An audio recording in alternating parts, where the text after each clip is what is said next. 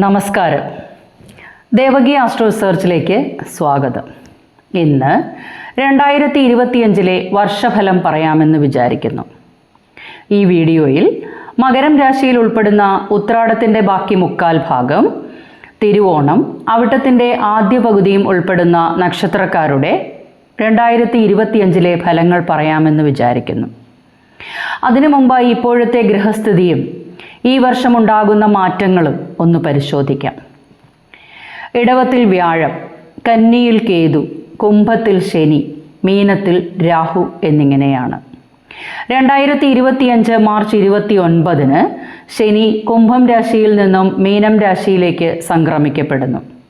2025 May 14 വ്യാഴം ഇടവം രാശിയിൽ നിന്നും മിഥുനം രാശിയിലേക്കും സംക്രമിക്കപ്പെടുന്നു. 2025 മെയ് 18 രാഹു കുംഭത്തിലേക്കും കേതു ചിങ്ങത്തിലേക്കും സംക്രമിക്കപ്പെടുന്നു. 2025 ഒക്ടോബർ 17 വ്യാഴം മിഥുനം രാശിയിൽ നിന്നും കർക്കിടകം രാശിയിലേക്ക് സംക്രമിക്കപ്പെടുന്നു. പിന്നീട് ഡിസംബർ 4 വ്യാഴം വക്രഗതിയിൽ മിഥുനം രാശിയിലേക്കും തിരികെ വരുന്നു. അതിനുശേഷം മിഥുനം രാശിയിൽ നിന്നും കർക്കിടകം രാശിയിലേക്ക് സംക്രമിക്കപ്പെടുന്നത് 2026 ജൂൺ മാസത്തിലാണ്. അങ്ങനെ വ്യാഴം ഈ വർഷം 3 രാശി മാറുന്നുണ്ട്. കൂടുതൽ സമയകാലം ഒരു രാശിയിൽ നിൽക്കുന്ന ഗ്രഹങ്ങളെ കൊണ്ടാണ് നമ്മൾ വർഷഫലം സാധാരണ പറയാറ്. മറ്റു ഗ്രഹങ്ങളുടെ ചാരഫലം മാസഫലങ്ങളിൽ ഉൾപ്പെടുത്താറുണ്ട്. മാസഫലങ്ങൾ ലഭിക്കുന്നതിനായി ചാനൽ സബ്സ്ക്രൈബ് ചെയ്യുക. ജ്യോതിഷപരമായ കാര്യങ്ങൾ അറിയുന്നതിന് എൻ്റെ വാട്സാപ്പിലേക്ക് ഡീറ്റെയിൽസ് ടെക്സ്റ്റ് ചെയ്യാവുന്നതാണ്. ഇനി വിഷയത്തിലേക്ക് കടക്കാം. ഈ വീഡിയോയിൽ മകരം രാശിയിൽ ഉൾപ്പെടുന്ന ഉത്രാടത്തിൻ്റെ ബാക്കി മുക്കാൽ ഭാഗം, അതായത് ഉത്രാടത്തിൻ്റെ 2, 3, 4 പാദങ്ങൾ, തിരുവോണം, അവിട്ടത്തിൻ്റെ ആദ്യ പകുതിയും, അതായത് അവിട്ടത്തിൻ്റെ 1, 2 പാദങ്ങൾ ഉൾപ്പെടുന്ന നക്ഷത്രക്കാരുടെ 2025 വർഷം എങ്ങനെയായിരിക്കുമെന്ന് പറയാം. മകരം രാശിക്കാർക്ക് ഈ വർഷം 2025 മാർച്ച് 29 ശനി മാറുന്നത് 2ാം ഭാവത്തിൽ നിന്നും 3ാം ഭാവത്തിലേക്കാണ്. 7ാം ശനി അവസാനിക്കുന്നു. അതുപോലെ തന്നെ 2025 മെയ് 14 വ്യാഴം മാറുന്നത് മകരം രാശിയുടെ 5ാം ഭാവത്തിൽ നിന്നും 6ാം ഭാവത്തിലേക്കാണ്. മെയ് 18 രാഹു കേതു മാറ്റത്താൽ മകരക്കൂറുകാരുടെ 2ാം ഭാവത്തിലേക്ക് രാഹുവും അഷ്ടമഭാവത്തിലേക്ക് കേതുവും സംക്രമിക്കപ്പെടുന്നു. ഈ ഗ്രഹസ്ഥിതിയും ഗ്രഹമാറ്റവും കൊണ്ട് മകരക്കൂറുകാരുടെ ധനസ്ഥിതിയുടെ കാര്യം ചിന്തിക്കാം. വിവിധ ധനസ്രോതസ്സുകളിൽ നിന്നും ധനാഗമനം പ്രതീക്ഷിക്കാം. ആദ്യ പകുതിയിൽ ധനനിക്ഷേപങ്ങളും ഉണ്ടാകുന്നതാണ്. വർഷത്തിൻ്റെ പകുതിക്ക് ശേഷം ധനച്ചിലവുകൾ വർദ്ധിച്ചു നിൽക്കും. ഭാവിയിൽ പ്രയോജനപ്പെടുന്ന രീതിയിലുള്ള ധനച്ചിലവുകൾ തന്നെ വന്നു ചേരുന്നതാണ്. ദൂരദേശ യാത്രകൾ വേണ്ടി വന്നേക്കാം. ആത്മീയ കാര്യങ്ങളിൽ താല്പര്യം വർദ്ധിക്കും. വർഷാവസാനത്തിൽ സാമ്പത്തിക സ്ഥിതി വളരെയധികം മെച്ചപ്പെട്ട് തന്നെ നിൽക്കും. തൊഴിൽ രംഗത്തെക്കുറിച്ച് ചിന്തിച്ചാൽ ഈ വർഷം കർമ്മരംഗം വളരെയധികം അനുകൂലമായിരിക്കും. നല്ല ഉന്മേഷത്തോടുകൂടി പ്രവർത്തിക്കുന്നതിനും സ്ഥാനക്കയറ്റം, ആഗ്രഹിക്കുന്ന സ്ഥലത്തേക്ക് തന്നെ ട്രാൻസ്ഫറുകൾ ലഭിക്കുവാനും മത്സരബുദ്ധി വർദ്ധിക്കുവാനും ഇടയുണ്ട്. കഠിനാധ്വാനം ചെയ്ത് മത്സര പരീക്ഷകളിലും ഇൻ്റർവ്യൂകളിലും വിജയിക്കാനാകും. സുഖം, സന്തോഷം എന്നിവ അനുഭവപ്പെടുന്നതാണ്. വിദേശ തൊഴിലിനായി ആഗ്രഹിക്കുന്നവർക്ക് ആഗ്രഹപൂർത്തീകരണം ഉണ്ടാകും. വിദേശ തൊഴിലിനായി ആഗ്രഹിക്കുന്നവർക്ക് സാധ്യതകൾ വർദ്ധിച്ചു തന്നെ നിൽക്കും. ആശയവിനിമയം ശ്രദ്ധിക്കേണ്ടതാണ്. വാക്കുകൾ സൂക്ഷിച്ച് ഉപയോഗിക്കണം. ചില പ്രയാസങ്ങൾ തൊഴിലിടത്ത് ചില സന്ദർഭങ്ങളിൽ ഉണ്ടാകാൻ ഇടയുണ്ട്. സഹപ്രവർത്തകരുമായി ഇടപഴകുമ്പോൾ പ്രകോപനപരമായി ഇടപെടാതിരിക്കാൻ പ്രത്യേകം ശ്രദ്ധിക്കണം. ബിസിനസ് രംഗത്ത് പ്രവർത്തിക്കുന്നവർക്ക് ആദ്യ മാസങ്ങളിൽ സുഖാനുഭവങ്ങൾ കുറഞ്ഞു നിൽക്കും. എന്നാൽ അനുകൂല സാഹചര്യങ്ങൾ വന്നു ചേരുന്നതിനും വർഷത്തിൻ്റെ പകുതിയോടെ വിദേശ വിപണനവും സാധ്യമാകും. ഇപ്പോൾ ചെയ്തുകൊണ്ടിരിക്കുന്ന ബിസിനസ് വിപുലീകരിക്കാനും അവയിൽ നിന്നും നേട്ടങ്ങളും കൊയ്യാനാകും. വിദ്യാർത്ഥികൾക്ക് പഠനത്തിൽ നല്ല മികവ് പുലർത്താൻ ആകും.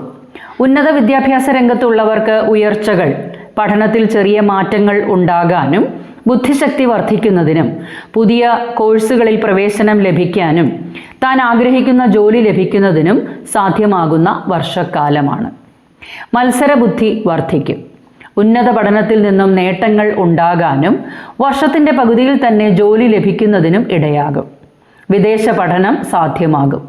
ഒക്ടോബർ മാസം മുതൽ വിദ്യാർത്ഥികൾക്ക് വളരെയധികം ഗുണാനുഭവങ്ങൾ, പഠനത്തിൽ നല്ല പ്രകടനങ്ങൾ കാഴ്ചവെക്കാനും ആകും. വിവാഹപ്രായം എത്തിയിരിക്കുന്ന മകരക്കൂറുകാർക്ക് തുടക്കത്തിൽ ചെറിയ തടസ്സങ്ങൾ ഉണ്ടാകുമെങ്കിലും പിന്നീട് അവ മാറിക്കിട്ടുന്നതാണ്. പ്രണയചിന്തകൾ ഉടലെടുക്കുമെങ്കിലും ചെറിയ തടസ്സങ്ങൾ ഉണ്ടാകാനും ഇടയുണ്ട്. ദമ്പതികളുടെ ഇടയിൽ അഭിപ്രായ വ്യത്യാസങ്ങൾ ഉണ്ടാകാമെങ്കിലും ഉള്ള പ്രശ്നങ്ങൾ വലുതാകാതിരിക്കാൻ പ്രത്യേകം ശ്രദ്ധിക്കണം. വർഷത്തിൻ്റെ അവസാനത്തോടെ ബന്ധം ഊഷ്മളമാകാനും സന്തോഷകരമായി മുന്നോട്ടു പോകാനും ആകും. ആദ്യ പകുതിയിൽ തന്നെ സന്താന സൗഭാഗ്യത്തിനും ഉതകുന്ന വർഷക്കാലമാണ്. സന്താനങ്ങളുടെ ക്ഷേമത്തിനായി അക്ഷീണം പ്രയത്നിക്കേണ്ടി വരുന്നതാണ്. സന്താനങ്ങളുടെ ഉയർച്ചയിൽ സന്തോഷിക്കാനുള്ള അവസരങ്ങളും വന്നു ചേരും.